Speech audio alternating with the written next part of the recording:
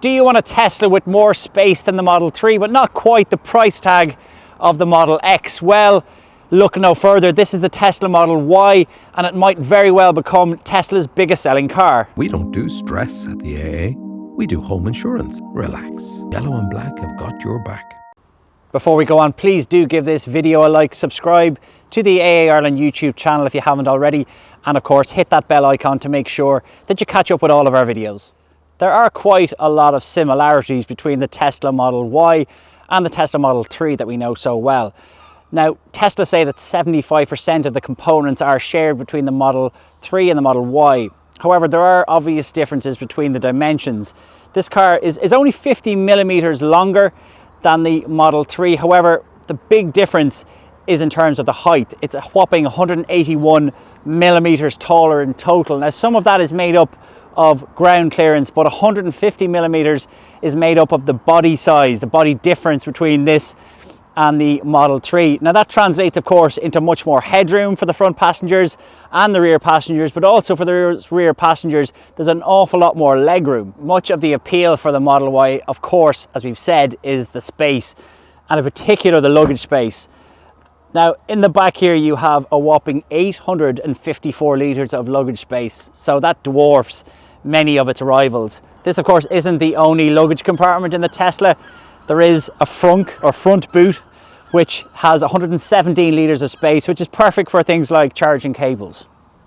So of course it's time for the tour of the Model Y cabin, and for anyone who hasn't been in a Tesla, the experience of getting into this car can be a little bit overwhelming because there's just nothing apart from this enormous 15-inch screen. The quality of the plastics and this quality of this wood are decent. It's not the best you'll come across, especially given the fact that it's 70 grand. But overall, it's just a really minimalist experience. This is how you drive the car. You have your column shifter for going into drive and P for park. Here on the indicator stalks, you can use you can spray your windscreen. This is your volume switch, and these are your menu. This is your volume switch, and this is your menu items. But everything happens here. Everything happens in the 15-inch screen, from your lights, from folding your mirrors, to using your wipers, to adjusting your steering wheel. You can, of course, drive the car in different modes as well.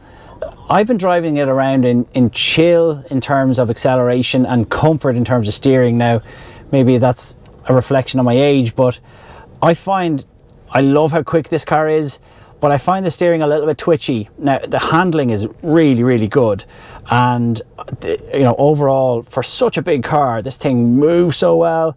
The grip is outstanding. It's all-wheel drive, and of course those bespoke Hankook tires do a really good job of holding on, but I just find the steering just that bit twitchy, so I tend to drive in comfort steering mode.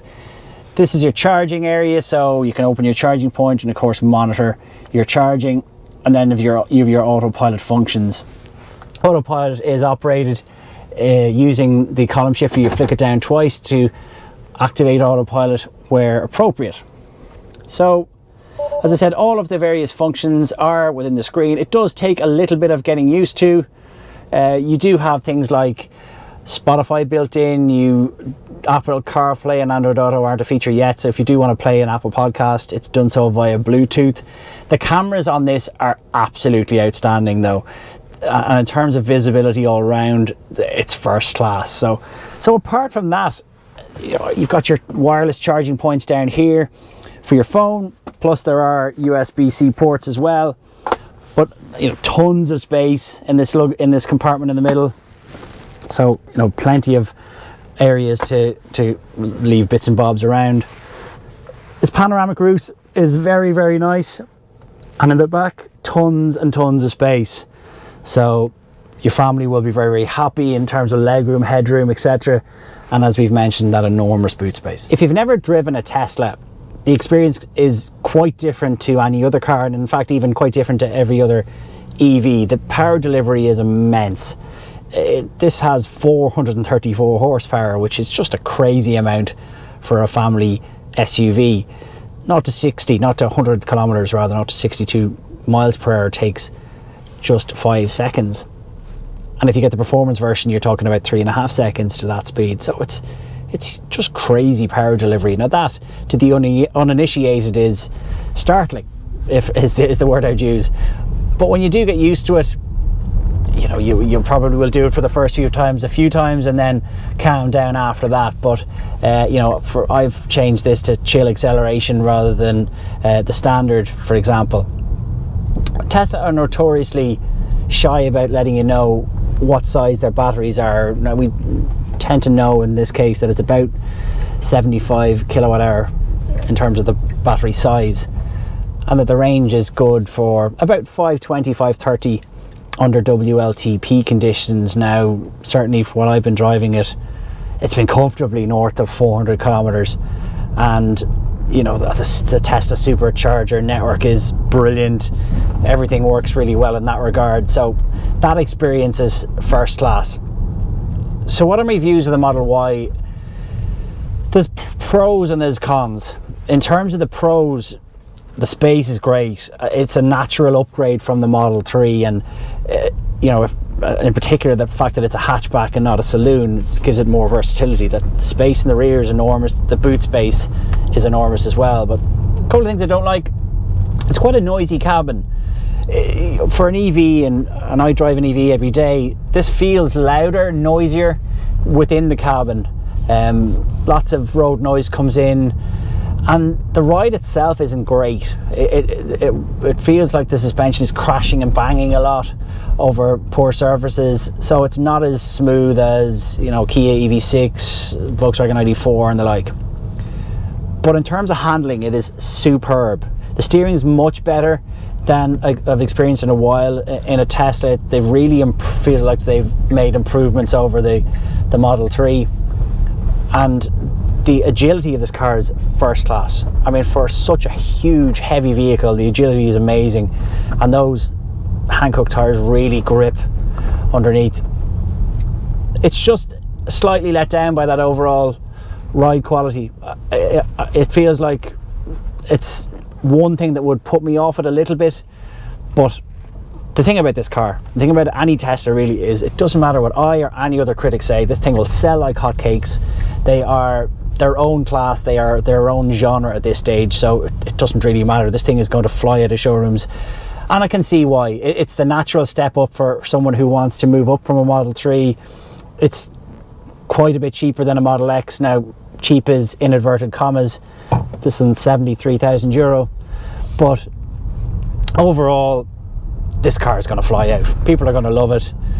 Does the suspension setup ruin the car? No, it doesn't. The overall tech, the overall feel, the minimalist cabin will mean that this car is going to be a big success. So this Tesla Model Y, as it sits here, is €73,000 for what is, I hate to say an entry-level version, but this is the starting point of the Model Y, if you like. Now, it has everything you could possibly think of, so it's not anything like an entry-level car. Now, you can get bigger wheels. You can get 20-inch wheels for another €2,300. This paint costs more. White paint comes free. You can, of course, then upgrade to the likes of the performance version, which will cost you more again, and that gives you the, you know, nutty performance. Do you need it? I wouldn't think so necessarily, because for me this car is plenty fast enough, and you know, you can obviously go for the different levels of autonomous driving options as well. Do you need them? Possibly not, up to you. But for a car that's €73,000, you do have a lot of rivals to consider. You know, the European and Irish Car of the Year, the Kia EV6, most you can spend on one of those is about €60,000, and you know, you've your Skoda Enyaq, Volkswagen ID4, Audi Q4 e-tron. Those again, still ticking an awful lot of boxes. You'll be coming in at under less than €70,000. But look, none of that matters if you're a Tesla fan.